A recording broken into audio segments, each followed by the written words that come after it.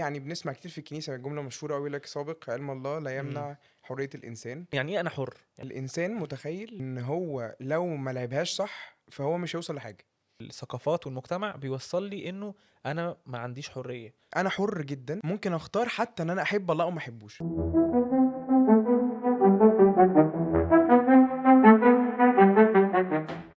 ازيك يا جورج؟ إيه فيلو؟ اخبارك ايه؟ أنا حلو، أنت عامل إيه؟ انا شفت الصوره دي ومش شايفها، بس انت ممكن تشرحها لي يعني. أنت عارف لما عرفنا إن هنتكلم مع بعض النهاردة، دي أول حاجة جت في دماغي، وحسيت إن هي حاجة ممكن تبقى فتح كلام لمواضيع كتير قوي عن اللي احنا هنتكلم عنه يعني. ماشي. أم...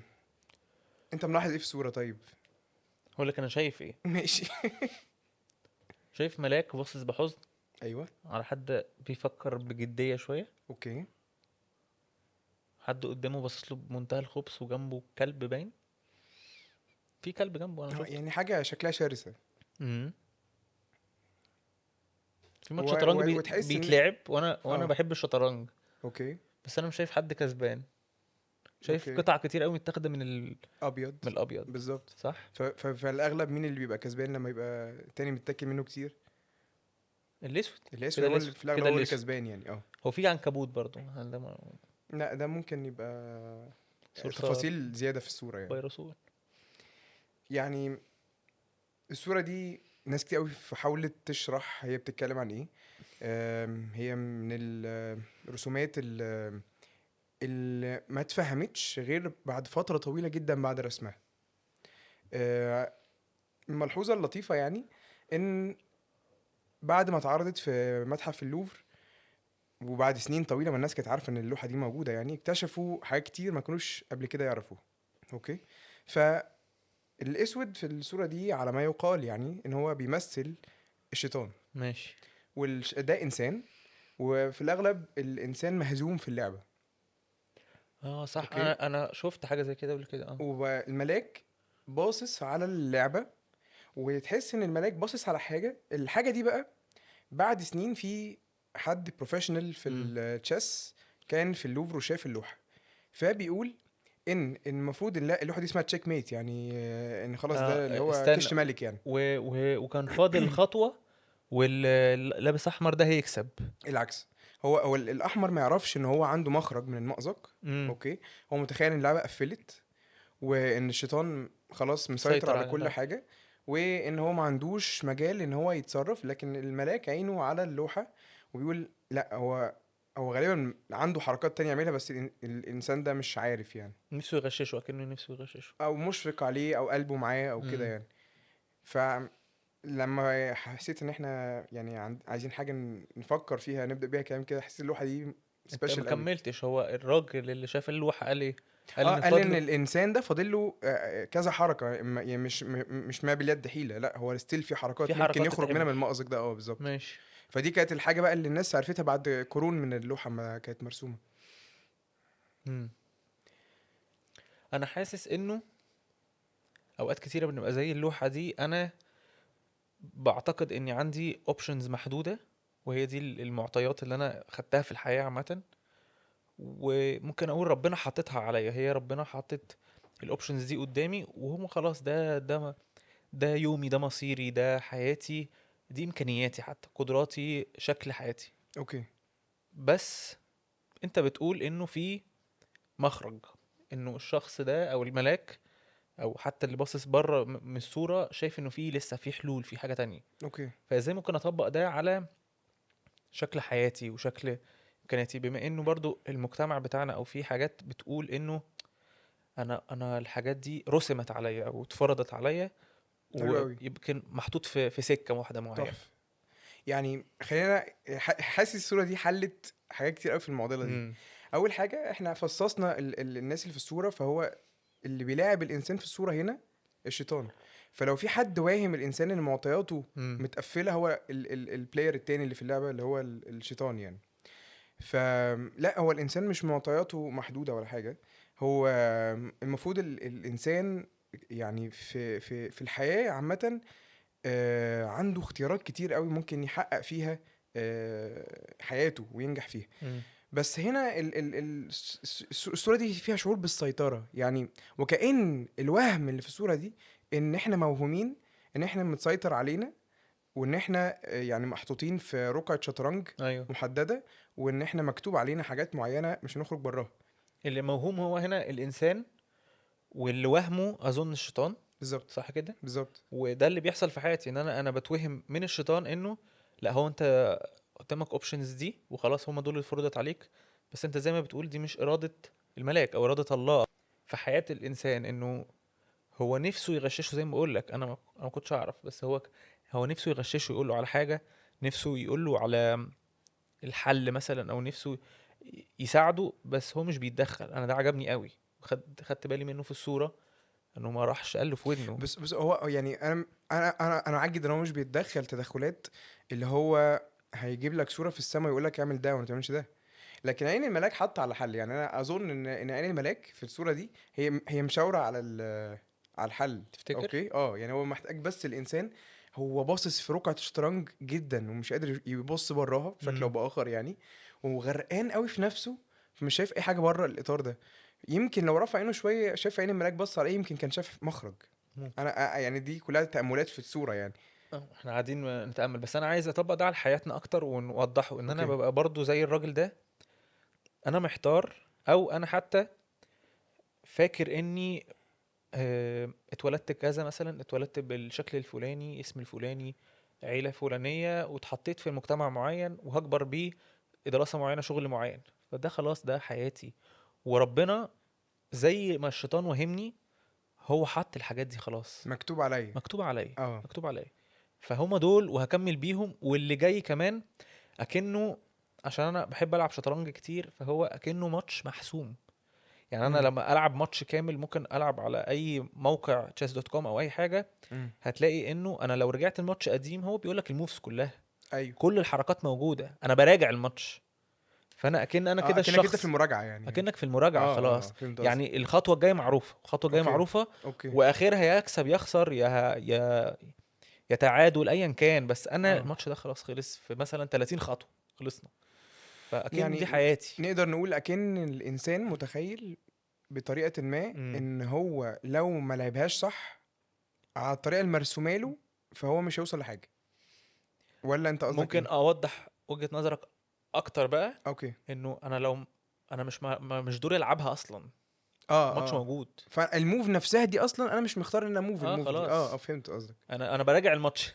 اوكي. انا بلعب الماتش وانا اوكي. هو ملعوب. اوكي. فاهم قصدي؟ يعني انا اتخيل ان الفكرة دي جاية من مبدأ ان الله عارف كل حاجة امم. بسابق علمه. امم. ف محدودية الإنسان بتخليه أوقات متخيل إن هو عارف كل حاجة، فخلاص فهو مكتوب عليا الحاجة اللي هو عارفها دي. في حين إن يعني بنسمع كتير في الكنيسة جملة مشهورة أوي، لك سابق علم الله لا امم. يمنع حرية الإنسان. دي جملة لطيفة أوي ومشهور، بس ممكن نشرحها أكتر يعني. الله عارف كل حاجة. الزمن بالنسبة له هو مش بيعرفه لما بيحصل. هو الماضي والحاضر والمستقبل كلهم قدام عينه وكأنها نقطة، هو عارفها وكل حاجة. بس لو هو خلق الإنسان بطريقة أو بأخرى بينفذ السيناريو، يبقى الله مش بيحب الإنسان ده، يبقى الله بيستعبد الإنسان ده بشكل معين. قصدك ايه اكتر في الحتة دي؟ يعني تعالى نتخيل، تعالى نخرج بره اطار الحته دي وتعالى نتخيل قصه. امم. اوكي. تعالى نتخيل مثلا ان في البلد دي فيها مرشحين لرئاسه الجمهوريه مثلا، او مرشحين لرئاسه نادي. خلينا على ماشي. اطار يعني يكون ايه بسيط يعني.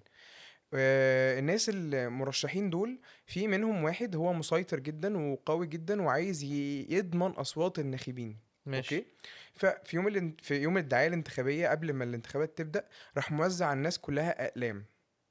اوكي. لا، مش زيت ولحمة وكده. لا اقلام. اوكي. ماشي. مالناش دعوه بالحاجات دي. ف وهو داخل اللجنه بتاعه الانتخابات، القلم ده بيدي اشاره كهربائيه معينه بتخلي الناخب يختار اختيار محدد. ماشي، يعني هو حد عايز يضمن عايز الانتخابات يضمن كلها ليه، الفوز. فبيوزع القلم ده فيه حاجة كهربائية معينة يخليه يعني بتديله اشاره للمخ، بتعمل له حاجه ايا كان. بطريقه ما، تخيلية تخيلية. بتغير النتيجه حاجه كده. ماشي. اوكي. فبالتالي النتيجه محسومه، مين اللي كسب؟ اللي وزع الاقلام. صح. اوكي، هل نقدر بقى نقدر نقول على إن الشخص المرشح ده ان هو حد اخلاقي وحد يستاهل المكان اللي هو فيها؟ لا. اوكي، فلو الله بالتالي بنفس المنطلق ادانا وهم حرية الاختيار، وبعد فهمتك. كده اكتشفنا انه مكتوب علينا نعيش حياة معينة، يبقى هو اخلاقيا في حاجة مش مظبوطة، وحاشا لله ان هو يكون عنده مشكلة اخلاقية. ماشي. فهمت قصدي؟ يعني قصدك انه الله من الاول لو هو عايزني اصلا نعيش ك دمى او كلعب، لعب ما خلاص هو ادانا وهم الحريه، مهم. ان انا موهوم بالحريه، وهي يا جماعه زي الاقلام اللي في ايد المنتخبين دول. ايوه انا هبقى بعيش الحياه دي بوهم حريه. بالظبط. طب ما هو من الاول كده ده بيلغي، لو هنسميها صلاح الله، او ان هو الله مش بالخبث ده ان هو يعمل كده. طبعا وحاشا ان انا اقول ان الله طبعا بالخبث ده. فانا لا، هو انا بشكك اصلا في ان لو هو اداني حريه موهومه او مزيفه، فهو من الاول الله مش صالح. اخاف اقول طبعا كده مش طبعا صالح. طبعا صح طبعا. كده؟ يبقى انا المعتقد اللي انا بتبعه هو يعني ان الله مش صالح، مش ان فيه حريه وحريه لا. بالظبط، يعني معتقدي ده لو بيوصل لي الرساله دي فبشكل او باخر هو بيشاور على اله.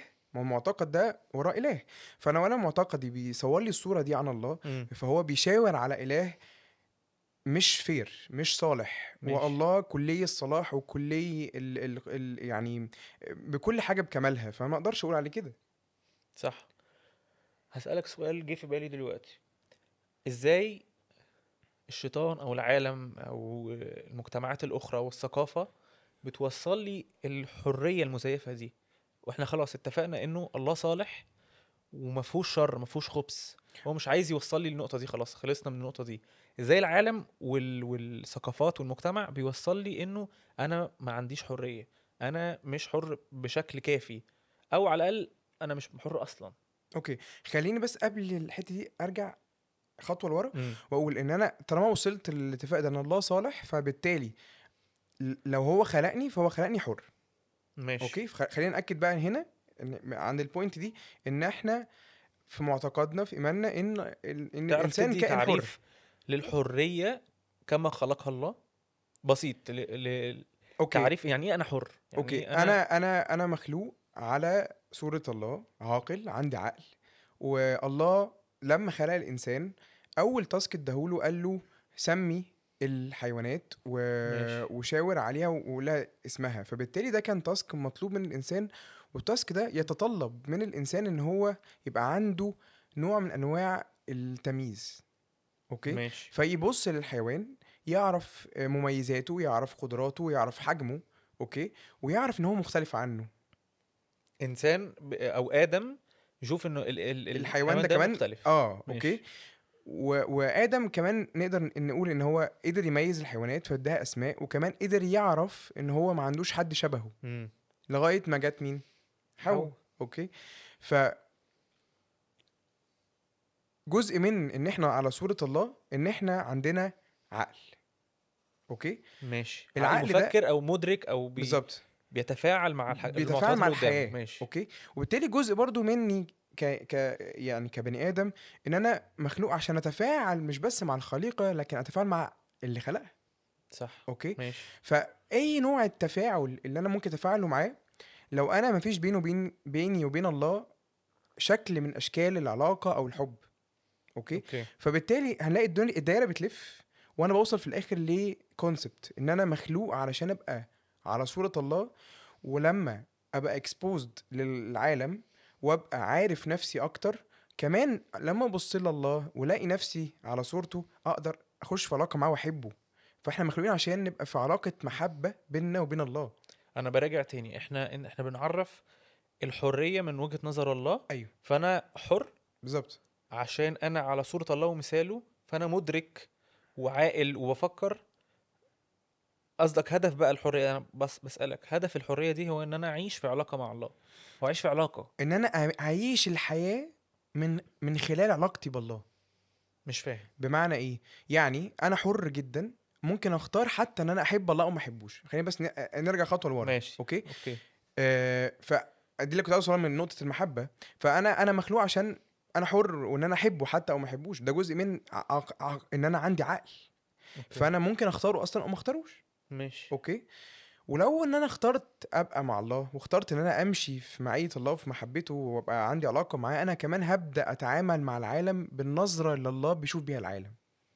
انا دي، هي مش دي بتاعت نجيب محفوظ، قصة الطريق، رواية او حاجة كده، كان راجل وابنه. بص، هو قصة الطريق دي كانت عبقرية جدا، يعني هي قصة صغيرة نجيب جدا. محفوظ، الناس اللي اه، بتتابعنا نجيب نجيب محفوظ. محفوظ. نجيب محفوظ كان عبقري قوي في القصة دي. قصة صغيرة جدا، اما مش مكملة 100 صفحة. مم. و... وكان مطلع العكس بقى، مطلع الانسان مش عارف يبقى حر من شهواته ولذاته وحاجات زي كده، لان هو متخيل ان هو متساب من ابوه وما عندوش علاقة محبة بينه وبين ابوه. اوكي. اوكي. فطول الطريق، هو بقى رواية اسمها الطريق. طريق اه. فهو اكتشف اولا ان هو مولود من الام دي ولدته كانت متجوزة ابوه الكويس وبقت حامل منه. ماشي. وبعد ما كانت متجوزاه سابته وراحت خلفت الولد ده في مخور ده يعني بيت الممارسات الجنسيه اللي ماشي. مش سليمه. اوكي. وهو قال لها طب يعني انت ليه تسيب الراجل الكويس اللي انت كنت بتحبيه ورافعك ومن مركز اجتماعي كويس ورحتي على كلامك ده؟ قالت له عشان انا انا حابه ده. ماشي. انت مش ابن زنا، انت ابن ابوك الاولاني. راجل كويس، فانت اوكي. دور على ابوك. فابتدى طول الطريق بيدور على الاب ده اللي بيمثل الحب والكرامه وفي الاخر الحريه، لان هو عايش بوصمه، الوصمه دي مخلياه مش حر. مش حر في القصة ازاي؟ مش حر ان هو مسجون في مستعبد نفسه. لحاجات، ماشي. مسجون في نفسه، مسجون ان هو مسجون ان هو مش لاقي الحب، فعمال يدور عليه بقى في الجنس، مم. يدور عليه في علاقات عابره، يدور عليه في الفزلكه مم. وفي الفلوس. وبس هو كمان يعني الفلوس بقى في نص الطريق بقت أداة بيستخدمها عشان يدور على أبوه. فهو صرف فلوس كتير قوي على إعلانات في الجرايد، وكتب اسمه فيها، يعني اسمه يعني إن أبوه كذا واسمه كذا ماشي. يعني عشان يلاقي الأب يعني. وهو هو اسمه كمان مميز قوي في القصة. اسم الولد اه، اسمه ايه؟ اسمه صابر سيد الرحيمي. ماشي. اوكي. فهو صابر على الهم اللي هو عايش فيه، وابوه سيد. بس نجيب محفوظ ما قدرش ينكر ان الاب رحيم. سيد رحامي ان هو اه. ماشي. اوكي. دي نظرة نجيب محفوظ عن الله. هو كان الانسان ده دور عليه طول الطريق، بس في النهاية هو فضل مستعبد للنهاية من لاخر كل القصة ما لقاش لاخر باباه. القصة. وفي الاخر بكل الطرق اللي هو قاعد يدور بيها وفاكر ان هو يوصل بيها لله، امم. هو استعبد لكل شيء. هو كان بيحاول فيه يدور على الله وما لقاش ابوه اللي هو سيد رحامي. اللي هو السيد الرحيمي، اللي هو يعني مقصود بيه في بعض طبعا التأملات اللي الناس كتير قوي ان امم. قصة نجيب محفوظ ليها اسقاطات كتير، فيقال ان نجيب محفوظ كان يقصد هنا الله. ماشي، يعني هو الانسان او صابر في القصة دي ما عرفش يعيش على صورة الله اللي هو كان عايزها، اللي هي الحرية اللي كان عايزها. هو كان متأكد، امه حتى بتقول له كده، انت لما تلاقي ابوك هتلاقي الحرية والكرامة وهتلاقي نفسك. امم. وهو ما لقاش حاجة، وفي الاخر اتعدم مع انه في اخر دور. القصة. انا حاسس ان هو دور. بس في نص السكة هو كان مشغول قوي قوي قوي قوي حتى بقضية الحب.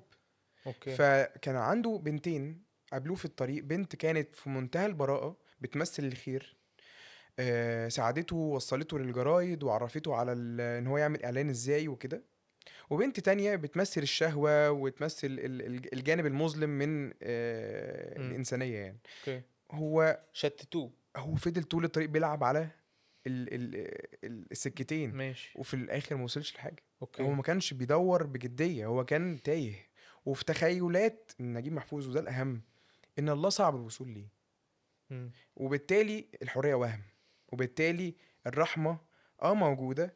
بس هو صابر، يعني الراجل ده اسمه صابر سيد الرحيمي، يعني اسم حتى اسمه سيد فاهم اللي هو ده بعيد قوي. اوكي. اه. بعيد قوي اسم. هرجعنا للسؤال، الشيطان او المجتمع والعالم بيوهمنا ازاي بان احنا حرين؟ خلاص انا اتفقت على الحرية وان انا على صورة الله ومثال، وان انا في رحلة بحث عشان انا حر، رحلة بحث ان انا ادور عليه واحبه وادخل في العلاقة معاه. فانا ايه اللي بقى بيرجعني، او ايه الحريه المزيفه اللي العالم بيطرحها ليا او بيوهمني بيها من قصه الطريق، او من العالم، او من القصص اليوميه اللي انا بشوفها. انا مثلا بشوف انه من الحاجات اللي بيوهمها دي، جت على بالي يعني، انه انت موهوم انك انت تعيش قصه شغل مثلا حزينه، مثلا قصة شغل ايه؟ حزينه. حزينة، اه، انت مضغوط. حياتك كده. مضغوط. هتفضل مضغوط وتعيش كده، ومرتبك كذا، ومش هتعرف تتكون اكتر من كده. في ناس فاكره كده. طبعا. او ان اتظلمت في المجموع الفلاني فما دخلتش الكليه الفلانيه، او دخلت في علاقه فاشله فهي دي سلسله. فالاسهل ان انا اقول مكتوب عليا ان انا ابقى في مكتوب الحتة دي. عليا، انا ما اخترتش حاجه، هي الحاجات دي مكتوب عليا، هو ده الخير. فالكلام ده حاسه ايوه مطروح من الشيطان، ان هو انا اكني، عشان اقول لك برضو انا هقعد اتنطط ان انا لعيب شطرنج، ان انا رميت لك انه اللعبه دي حطيت لك فخ في النص، مم. رميت لك فخ، مم. فان انت انا حطيت لك ده، مم. فانا انت خدت الفخ ولعبت اللعبه الفلانيه عشان انا اوهمتك ان انت هتلعب اللعبه الفلانيه. مم. كان في الحقيقه دي مش حقيقه، انت اللي اخترت. صح. انا بفكر معاك بصوت عالي ان انا لو كل الوهم بقى اللي انا قاعد اوهم نفسي بيه، او المجتمع بيوهم نفسي بيه وبيديني الفخ ده، ان انا مش حر، او مم. حريه مزيفه، عشان انا اللي ما بختارش، بس في الحقيقه انا اللي بختار، او انا اللي بختار انه اروح ده، او اشتغل في شغلانه فلانيه، او ما اطورش من نفسي، او ما اخش في العلاقه المعينه، مظبوط. او ادرس الدراسه المعينه. فهو بفضل بقى بس خليني اقول حاجه، انا امم اقدر اقول ان انا حر ان انا اختار اختيارات كتير قوي، بس انا انسان، امم والانسان ده ليه محدوديه في الاول وفي الاخر، ماشي. ومحدوديتي دي ما بتمنعش حريتي. اوكي؟ يعني انا هفضل وضح طول وضح. الوقت حر اختار الخير او الشر، اوكي. والطريق اللي انا احب اختاره هختاره. ماشي. اوكي؟ بس محدوديتي دي بقى تشمل ايه؟ انا مولود في بلد معين، بظروف اقتصاديه معينه. اوكي؟ في ظروف من اب وام ادوني نسبه حب كبيره او صغيره معينه.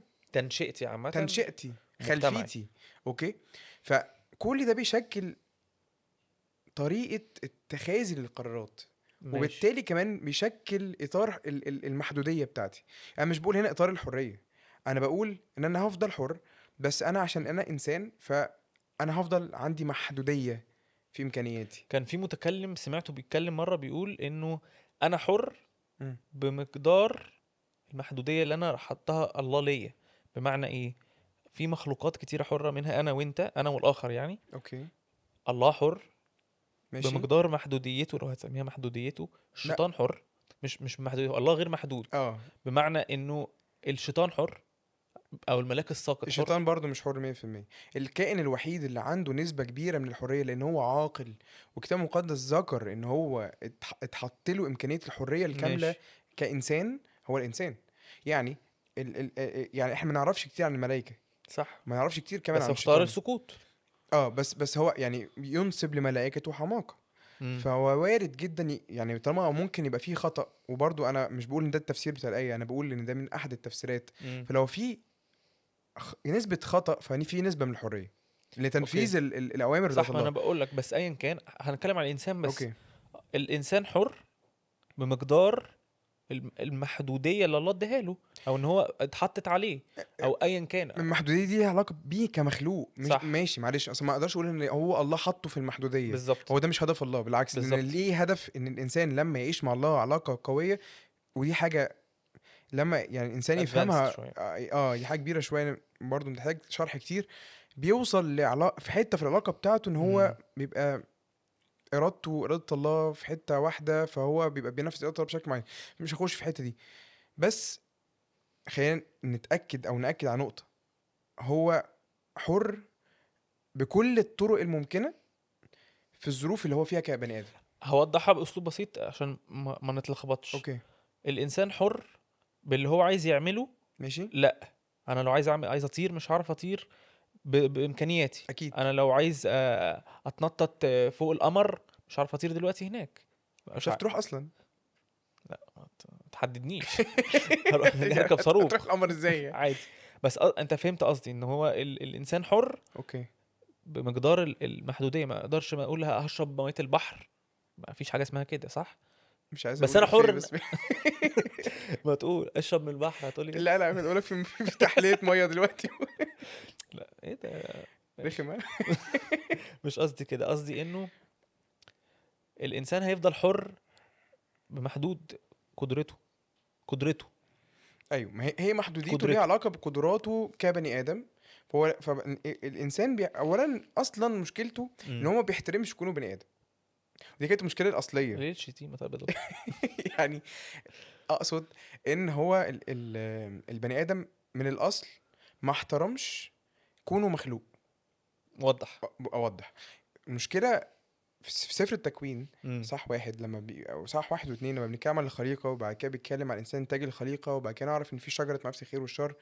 فالانسان لما قرر ان هو يختار الثمره ان هو ياكلها، هو كان برضو في نفس اللحظه دي بيختار ان هو يتمرد على محدوديته. يعني امم لا، انا مش عايز ابقى عايز محدود، انا عايز ابقى اله. اه اوكي. وانت مش دورك تبقى اله دلوقتي. امم انت ولا دورك ان انت يبقى عندك عدد غير محدود من الاختيارات. لا، انت انسان، ومفروض تعيش في الحياة اللي انت مخلوق فيها، تعيشها صح، وتعيشها كديبندنت على الله. اوكي. ايه المشكلة؟ احنا مش عايزين دي. انا حاسس ان المشكله الكبيره قوي انه الانسان زي ما انت بتقول قاعد يفكر انه انا عايز اقعد مكان الله من اول ادم لحد دلوقتي. بالظبط. انا عايز اقعد مكانه، بالظبط. عايز اخد كرسي، عايز انا اخد اسوق وادير واشوف حياتي عامله ازاي بيا انا. بالظبط. فعايز اطلع نفسي بره المحدوديه واخليها غير محدوديه. عايز ابقى دايما غير محدود. عايز ابقى مش ابقى بني ادم، انا عايز ابقى اله. اه سوبر سوبر سوبر سوبر اله. هيومن. بالظبط. صح. وده هيفضل برضو بيحط ان الله على جنب بره القصه، وانا المحور، انا السنتر، انا الذات، انا كل حاجه بتتمحور حواليا. والحقيقه انه انا حر اني افكر في كده، بس انا مش هعرف اعمل حاجه بره الله. اكيد. بس خلينا خلينا واقعي اكتر امم يعني. لما العالم ويعني في القرون الأخيرة، آخر قرنين، ابتدى مش بس بقى خلاص وصلنا للحداثة، ووصلنا الحداثة يعني ان احنا خلاص بقى عندنا مصانع، وعرفنا ان احنا مش زراعة بس، لا احنا خلاص العالم بقى في كهرباء، وفي مصانع، وفي محركات، امم فخلاص بقى في انتاجية بشكل او باخر. العالم ابتدى يعلن. الفلاسفة واحد زي نيتشه مثلا اه اعلن مثلا موت الاله، قال ايوه لك الله خلاص مات ونحن من قتلناه. امم فاحنا مش محتاجين الله في ايه؟ احنا عندنا كل حاجه، احنا بقينا سوبر هيومنز. وابتدى ينادي كمان ولسه لحد دلوقتي ان في امكانيه ومكمل سوبر لحد هيومن. دلوقتي. وتلاقي مارفل، وتلاقي الافلام، امم وتلاقي كل حاجه بتحفز قوه الانسان اللامحدوده. هتلاقي بقى في ايرون مان، تلاقي سوبرمان، تلاقي باتمان، اي مان.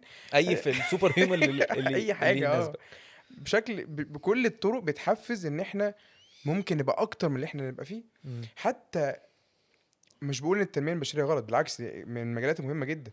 بس حتى جزء من الطريقه بتاعه الحديث بتاعه الناس عن التنميه البشريه، ان انت ممكن تبقى خارق، انت بس التزم، انت اعمل. لا، انا محتاج ابقى عارف ان انا محدود، ولو التزمت انا ممكن يبقى عندي قدرات احسن، بس مش هبقى اله في الحته اللي انا فيها. ماشي. وبرضه ممكن اتكلم عن العالم بطريقه تانية. ودي الحته اللي كنت عايز اسال فيها من شويه. العالم بيقدم لي ده ازاي؟ بيبيعهولي ازاي؟ بكل حاجه. انت يا باشا عايز انت دلوقتي نفسيتك تعبانه ووحيد. الله خلق الانسان عشان يبقى في علاقه معاه، بس هو كمان خلقه انسان علاقاتي، كان امم علاقاتي زي ما هو كان مفكر، وكمان كان علاقاتي. المفروض يبقى في علاقات مع بشر تانيين، ينتراكت ويحب ويغلط في العلاقات ويتعلم منها يبقى وكل جزء من ده. دايره اجتماعيه عامه بقى. بالظبط، بكل ما تحمله. لا، انت لو وحيد ما تقعد في البيت مثلا تلعب جيمز، هتلاقي نفس كمية الدوبامين او احسن واكتر. امم طب ما اتفرج على بورن، امم واشوف كذا واشوف كذا، فاخد نسبة الدوبامين الفلانية. كل ده مع الوقت بيخليني ابقى سيلف سنترد جدا، وابقى محصور في نفسي جدا جدا جدا. وبالتالي مع الوقت انا بحقق كل حاجة لنفسي. فانا عايز الله في ايه؟ انا بتخيل الوهلة، ومش بقول ان انا ببقى مش محدود، لا انا بتخيل ان انا مش محدود. اوكي. وهمي ده بقى هو حالة الأخ اللي في الصورة دي. هو متخيل إن كل حاجة اتسدت. الصورة دي مش بتمثل واحد في بداية حياته. امم هي دي بتمثل الإنسان بعد ما العالم سيطر عليه جدا، وبعد كده فاق اوكي. واكتشف إن مفيش مخرج. اوكي، مم. بس هو في مخرج. اوكي، اوكي هسألك بما ان احنا جينا للمخرج اوكي وافكر سوا، ازاي انا كإنسان وانت كإنسان والإنسان اللي في الصورة، ازاي اشرك اضحك عليك. رسم الصورة. الإنسان اللي في الصورة هو في مأزق، مم. لو رجعنا خطوات بيه لورا او انا رجعت خطوات لورا او لحد من النهارده، ازاي اكون خلاص انا شفت الملاك واعلنت ان هو موجود في حياتي، واعلنت انه انا مش كل في كل، خلاص اعلنت واستسلمت انه انا مش غير محدود، انا محدود، انا انسان محدود، وقررت اني اشرك الله في القصه، اشرك الملاك في القصه. اوكي ازاي ادخله في المحيط ده، مع العلم ان انا عارف ان انا حر، تمام. وعارف ان هو كمان حر، وان انا عايز اسعى في العلاقه معاه. اوكي فبالمعطيات دي ازاي ادخله بقى، ادخله في اللعبه، ادخله في الشطرنج، حلو ادخله قوي. في اول القصه. حاجه لازم اعرف ان انا في دايره اوهام كتير قوي. العالم ماشي. عمال يبيع لي الوهم. ماشي. اوكي. فمن ضمن الاوهام دي ان احنا اتكلمنا بقى ان انا سوبر هيومن وان انا تحت السيطره وكل حاجه تحت ايدي ده جزء. ماشي. اوكي. بعد ما اكتشف ان في مشكله، ابتدي اكتشف بقى طيب في حاجات، طب انا عايز اعيش كويس. دي اول مشكله. وبعد كده نتكلم على نقطه تاني. نفسي اعيش كويس. انا عايز اعيش كويس. طب عايز اعيش بقى على حسب اراده الله. امم.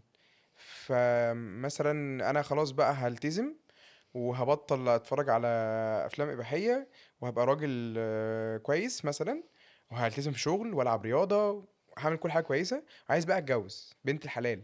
امم. ماشي. ده لو عرف يعمل باقي كويس ماشي. لا يعني خلاص انت عديت المراحل دي كلها. ف لا يعني ما هو برضه ممكن يبقى بيسعى هو بيدور على بنت الحلال. مش ماشي. عايزين نقص الناس قوي يعني. في الشقه ماشي، بس. انت يأستنا من شخصيا. بس خلينا نقول ايه، ان هو ابتدي بقى يفكر في حلول سحريه. يعني انا عايز طب اتجوز، عايز اتجوز، عايز اخد بس قرار. عايز اتجوز بقى بنت حسب ربنا، إرادة الله. بنت ربنا، امرأة اه فاضلة من يجدها. ما هو بقى. مين هيجد؟ وبعدين يخش في حتة ما لاقيش واحدة فاضلة فما يعرفش يتجوز. بس هو عايز يفضل يدور على حاجة من وجهة نظره بقى. هو ابتدي عايز بقى ينفخ في الزبادي، عايز يمشي حسب إرادة الله. ماشي. فعايز يدور على بنت الحلال اللي من وجهة نظر الله. صح. يلاقي نفسه بشكل او باخر، يا اما مش لاقيها علشان هو حاسس ان هي بعيده قوي قوي قوي قوي قوي والله مش كاتبها له، يا اما هو كاتب له واحده معينه بس هو مش عارف يلاقيها. ماشي. اوكي. ويلاقيها ازاي بقى؟ ونقعد بقى في دايره من البحث والكماليه ما بتخلصش. سوبر ماركت، بنلاقي من سوبر ماركت. يعني وكمان بسقط فشلي في فهمي للعلاقات على الله. يعني هل انت اللي ما جبتهاليش، انت اللي ما ما جبتهاليش؟ حطيتهاش في طريقي. او حته تاني بقى. طب انا اختارها ازاي؟ واقعد قلقان اختار امم. واقول طب ما انا صغير، طب في ال 25 مش هعرف اختار، طب في ال 30 30 مش عارف اختار، طب افرض اخترت غلط، طب فيها 40 35 سنة. 40 نوصل ل 65 نروح دار المسنين نلاقي بنت الحلال هناك. هي دي بقى اللي ايه، بتبقى طقم السنة. بقدر تعمل له طقم انا السنة. الموضوع بيبقى صعب قوي. محتاج افكر لا انا الله مش كاتب لي واحده. خلاص، اوكي. دي بوينت مهمة. بكل الطرق بقى. يعني انا مش بتكلم بقى هنا على الجواز بس، على الشغل، على العربيه، على الحته اللي انا ابقى فيها. الله مش كاتبها لي. انا في جزء عليا ان انا اجتهد عشان اوصل للحته فوق يكون فيها. وبعلاقتي مع الله كمان انا هعرف المكان اللي لو انا هشتغل فيه مثلا هحقق فيه اراده الله ولا لا، والشخص ده هياخدني للسما معاه ولا لا. والاقي في اطر كتير قوي ممكن اختار على اساسها يعني. فالاقي ان انا فلانه بوتنشال كويس وانا ممكن احقق معاها ده، وفلانه وفلانه وفلانه وفلانه. هنا حاسس اجتهادك في العلاقات بقى. المأزق بيكون في انه انا نفسي اكون عايز العب اللعبتين مع بعض. يعني انا بعد ما ادركت خلاص اني محدود ونفسي اشرك الله، خلاص في قوتين هم كبار قوي انا والله، عايز ادخل بقى حاجه في الوسط ان انا ايه، طب انا هختار بس هشوف هي ايه، انت راضي عنها ولا لا، انت تمام ولا لا. والعلاقه تفشل. اراده الله. انت اراده مشيت الله. الله وهو الحمد لوحده. لله. بنت خالتها يعني. شفتها في الخطوبه يعني. خطوبه. ايوه، فبالظبط انا بسقط الاتنين. انا ما فشلت، انا لو فشلت الله مم. مش مكتوب لي ان هي تبقى كده، بيقول لك اسمه نصيب، او ان احنا ما فيش بينا بس نصيب. مكتوب لي بنت خالتها. اه، بنت خالتها تمام، نخش على بنت خالتها. فبالتالي اللعبه انا لسه والشغل عايز وكل العبها. حاجه يعني. هو نفس الفكره بالظبط. يعني احنا محتاجين نفتكر ان احنا محتاجين نجتهد في الحياه، ده اوكي. جزء من الحياه. اوكي. ما هو اظن اجتهد لحد فين؟ ده السؤال. اجتهد في ان انا اقعد ادور، ولا اسعى اني مثلا لو هنتكلم على الجواز اني اكون انسان احسن وانسان احسن، واكون بدور صح ونفسيتي صح. سويه كويس، ولا اكون ان انا بسعى ان انا اشرك الله في قراراتي؟ الاثنين. ايه المشكله؟ ما اجتهد وانمو في النعمه في نفس الوقت. اوكي. فاهم قصدي؟ نموي في النعمه هيخلي اختياراتي اكثر حكمه، والحكمه في الكتاب المقدس نعمه. يعني مفيش حد بيجتهد عشان يبقى حكيم. اوكي. ماشي. لكن الحكمه عطيه، والعطيه دي الله بيدهاني، وبيها اقدر اختار اختيارات صح، والله بيصدق او بيصدق بالصاد على اختياراتي. اوكي. حاسس انها بتيجي بالبراكتس. انا دي من وجهة نظري ان انا في مرات كتير بقعد اقول هو إرادة الله فين او مشيئة الله فين، بشكه في قراراتي. بس الحقيقة فعلا ان الله يمكن عايزني اجرب وافشل. ما انا لما اجرب وافشل ايه المشكله؟ اجرب واغلط، طب ما انا هتعلم ايه المشكله؟ بالصلاة، بان انا اشركت وكل حاجة مشيت صح. هو عايزني اغلط الغلطة الفلانية؟ لا، بس عايزني اتعلم، دايما عايزني بص، اكبر وانمو. العصمه لله. يعني الله فقط هو اللي ما غلطش ومش هيغلط. صح. اوكي. بس احنا عندنا الكماليه، بالذات في مجتمعاتنا الشرقيه، واكله دماغنا جامد. امم. حتى تفسيراتنا للكتاب المقدس احيانا بتبقى مش منطقيه. اوكي. يعني داوود مشي حياته كلها بيرفكت، جت على دي وغلط مثلا لما زنى. معلش، لما نمسك حياه داوود نفصصها نلاقيه انسان عليه ما عليه وله ما له. انسان كان نبي له علاقه قويه مع الله، بس بيغلط. اوكي. وبيتعلم من اخطائه. يعني بقى قديس، بقى قديس ان هو اتعلم من اخطائه. بس من ابراهيم. الاول هو قلبه زي قلب الله من الاول خالص، من اول قصه.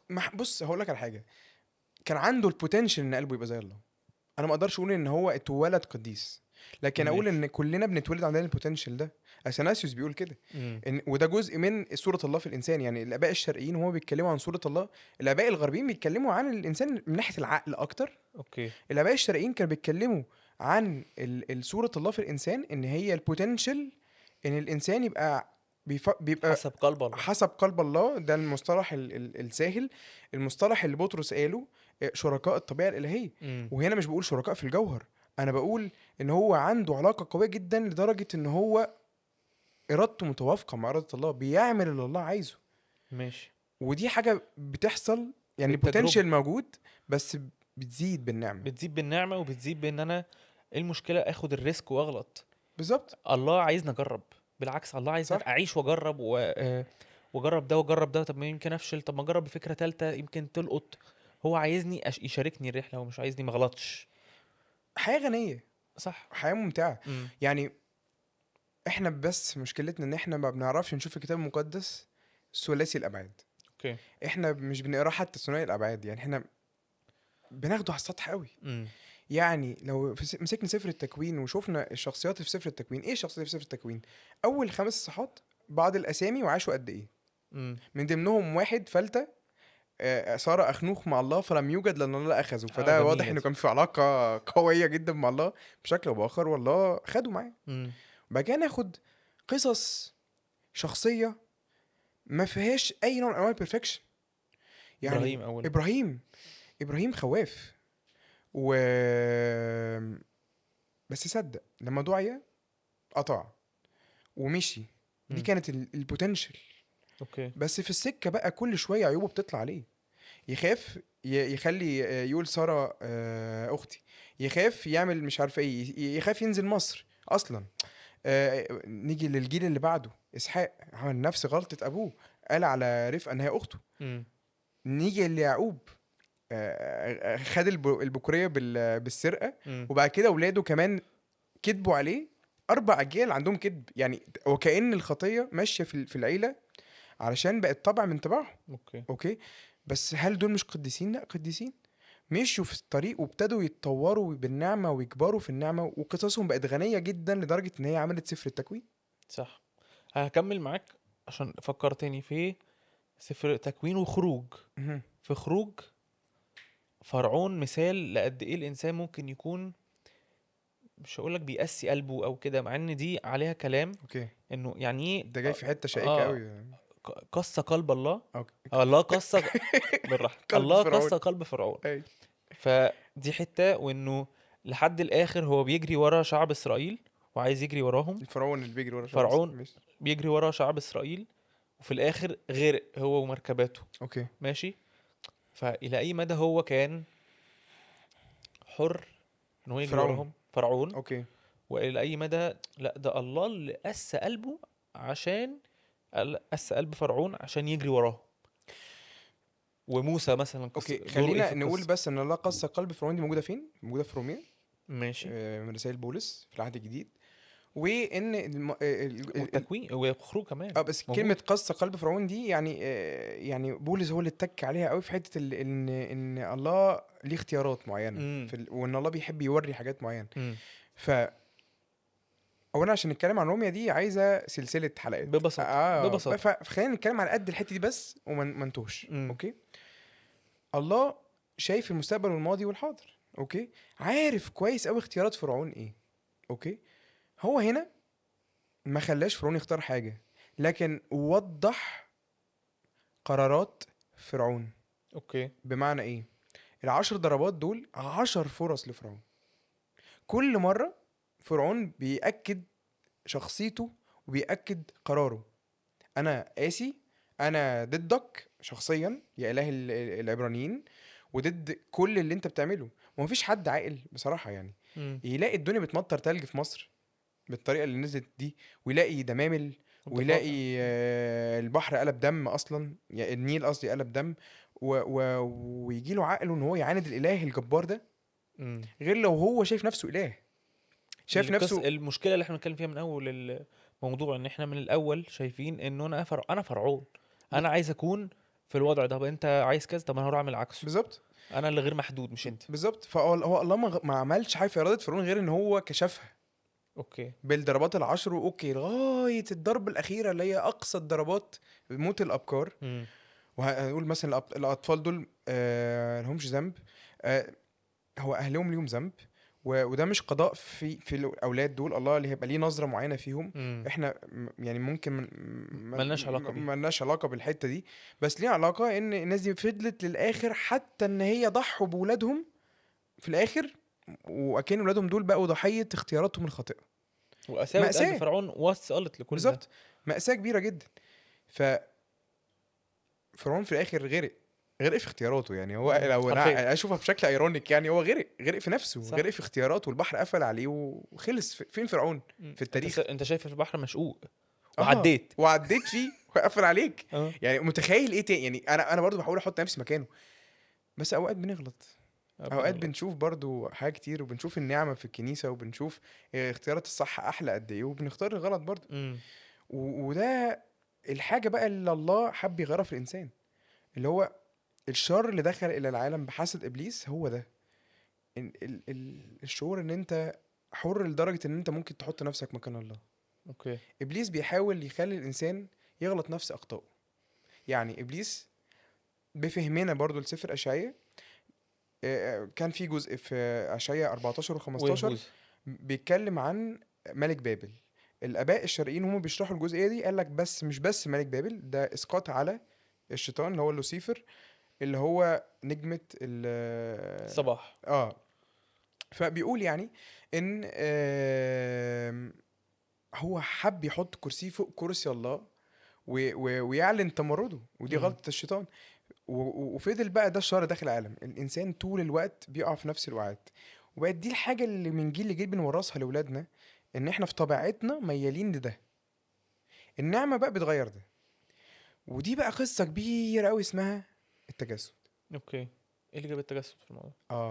اللي جاب التجسد للموضوع ده، هو إيه علاقة المسيح المتجسد او الكلمة المتجسد بالحرية او بالنعمة؟ ازاي اشوف ده في حياة المسيح، المسيح الحر؟ بص تعالى نتخيل قصة فرعون دي، ونتخيل المأساة الكبيرة جدا بتاعت البشرية دي، اللي بتقول البني آدم هيفضل يختار غلط، ماشي. وهنفضل دايما في سقف محطوط للكمال مش بنوصل، مم. وان الظروف قاسية، وان احنا مش عارفين نعرف إرادة الله، وان إرادة الله مبهمة. حط كل الأعذار اللي ممكن تتخيلها، وبعد يجي الله بقصة التجسد. أوكي. انسان كامل وحيد الجنس يعني الوحيد الفريد من نوعه، اللي هو المسيح يسوع، إله كامل وإنسان كامل، وعنده كل الاختيارات البشرية اللي احنا ممكن نختارها. مم. لو اختار يغلط هيغلط، بس ما اختارش يغلط. بالعكس، ده هو مشي للآخر وكمل إرادة الله لدرجة إن هو مات على الصليب، وإن إرادة الآب كانت الإنسان يترد تاني للفردوس ويرجع تاني للسماء. مم. والمسيح فضل مكمل سيلفلس لغاية الآخر، لغاية ما مات على الصليب. وبالتالي كل الأعذار بتسقط قدام التجسد. ماشي، ازاي بقى في الحتة دي انه المسيح عاش حريته كاملة وعاش لحد الاخر لحد الصليب ناسي ذاته؟ ازاي انا بعيش ده في يومي العادي؟ ازاي بعيش حريتي؟ انا حر وعارف اني حر، بس بختار اني اتبع المسيح في حريته دي كمان. مش عارف السؤال واضح ولا لا. بص يعني خلينا نقول حاجة بس الأول. المسيح كان صورة للإنسان المفروض يعيش بيها الحرية ويعيش بيها كل حاجة. يعني احنا في الأول خالص معرفناش نستخدم حريتنا صح، امم. استخدمناها عشان نحط نفسنا مكانه. مكان الله ونسيطر. اوكي. و... واستخدمناها علشان نلاقي حلول لمشاكلنا بعيدا عن الله. فالمسيح كان الصورة دي اللي هو ازاي، لا يعني انا ممكن الاقي حريتي في الله، انا ممكن اعمل الاخر وابقى الحل يعني. اوكي. فبالاخر المسيح بقى هو الطريقة اللي احنا بنشوف بيها الحل ده بتاع امم. المشكلة. ده اول بوينت يعني. ماشي. فانا بس محتاج كل يوم اقعد افكر نفسي بحاجة. انا مخلوق علشان ابقى مش بس تاج للخليقة انا مسيطر عليها، بس علشان في اشاركه بيها. علاقة المحبة اللي بيني وبين الله دي انا بتغير انا شخصيا. امم. ولما بتغير كل يوم عن يوم اكيد مش هبطل يعني، او هعمل ده بعيد عنه. فاهم؟ هعمله معاه. صح. يعني انا مش هعرف اعيش حريتي وانا متخيل ان انا هعمل إرادة الله اكني انا بره حر إرادة بره الله. الله. اكني حر بره الله. حر بره كل ده. انا حر زي ما انت، وانت في طريق وانا في طريق، بس بحاول اوجد الطريق مع بعض. لا، انت مش بتقول كده. انا بقول ان انا في يومي الطبيعي انا بروح لله وبديه له اليومي او بقدم له اليوم. شوف انت محتاج تعمل فيه ايه، انا بتاعك انت. وبسلم له زي المسيح ما كان دايما بيصلي كل يوم. كان الصبح بيروح يصلي او بياخد تأمله او بيروح يصلي للآب. فبيروح يصلي له، بيروح انت محتاجني اخدم فين النهارده، محتاجني اروح فين النهارده، وانا اعمل نفس الكلام. مش ان انا مش حر، مش ان انا بشوف بلزق حريتي فيه. لا، انا حر. فانا بروح واديله حريتي دي، وانا عايز اتبعك بحريتي هتبعك. بالظبط. هتبعه في يومي الطبيعي، هتبعه في قراراتي. ولو في حاجة فعلا انا محتار فيها، زي ما احنا قلنا، انا عادي اجرب، بس في نفس الوقت ما انا ماخد قراره واستنير بيه. استنير بالكلمة، والكلمة تشكلني اكتر واكتر. لو محتاج اسأل حد بسأل حد، وهكذا. انا بشوف بالظبط. ده ان دي حياة، لو هتسميها التسليم، ان انا بسلم الحياة، بسلم المشيئة خلاص. مش ببقى في اللحظة دي برضو بمشي على كتالوج.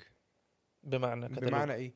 يعني ما نقدرش نقول ان المسيح كان عايش على كتالوج. امم. هو كان عايش شخصيته الفريدة جدا وحر، بس هو بيعمل كل اكت وهو متأكد ان الاب راضي عن الاكت ده، لان صح. هو في علاقة قريبة جدا من الله. وفي نفس الوقت اللي الاب عايزه متسق مع كلام مجعلص، بس متسق مع ذات المسيح. ماشي مع يعني الارادتين. مبادئه اه بالظبط. فهو انا بقى هبقى حر اكتر مش لما ابدا ادور على حريتي بره. امم. بالعكس انا هكتشف ان انا زي الصورة دي كده. اخونا. اه انا لو انا قررت ان انا العبها بطريقة العالم هلاقي العالم عمل كده، كسب. حطني في مأزق. اه حطني في مأزق. لكن لو انا ابتديت امشي في العالم الخطر ده يوم بعد يوم وانا بكبر في نعمة الله، في علاقة حميمة مع الله، العلاقة دي باخد الجايدنس بقى من الكنيسة، من الصلاة، العلاقة اللي بكلم فيها الله، من الكتاب المقدس اللي بفهم فيه الناس التانية اللي عاشت قصة الله دي عاشتها ازاي. زي ما جبنا سيرة ابراهيم وجبنا سيرة يعقوب واسحاق وداود، كل ده في الاخر هيشكل الشخصية اللي قادرة تتعامل مع الحياة باختيارات مظبوطة. وفي سفر التثنية بنلاقي حاجة، هما قبل ما الشعب يعبر الأردن الله وجه الشعب وحمله مسؤولية الحرية بتاعة امتلاك الأرض.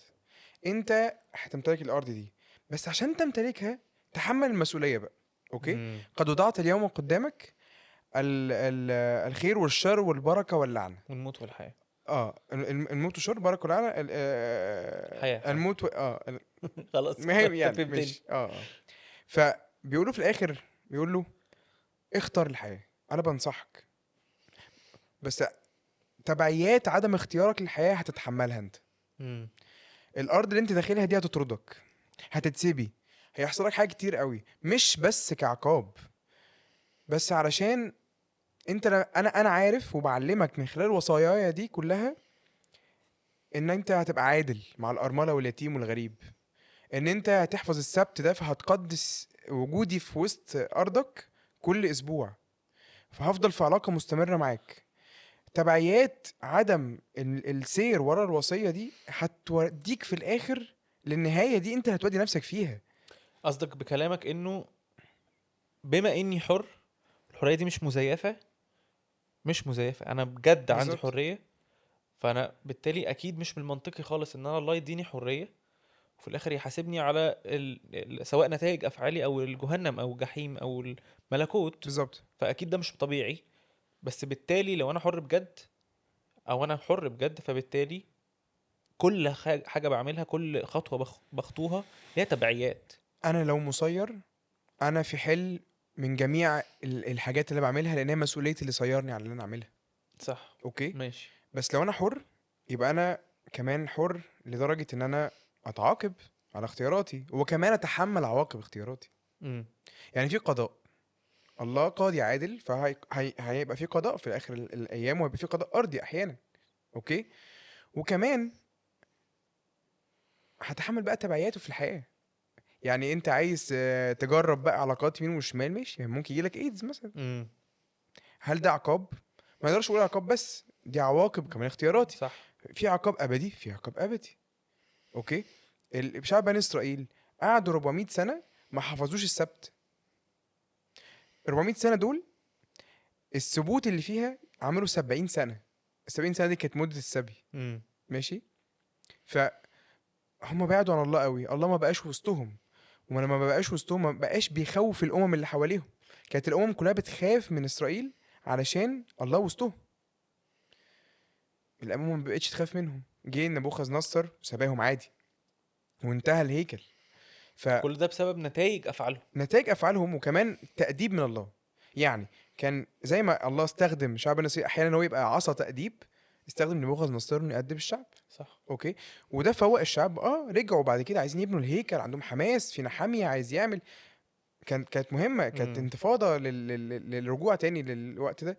بس برضو لما صلبوا المسيح فقدوا نتائج الايه؟ افعالهم. نتائج افعالهم ايه؟ خلاص الهيكل خرب، وفقدوا الحته اللي هم المميزه بتاعتهم كشعب الله المختار، وبقى كل الامم هي شعب الله المختار. جه في بالي سؤال عايز احطه قدامك وممكن نختم بيه الحلقه لو عايز.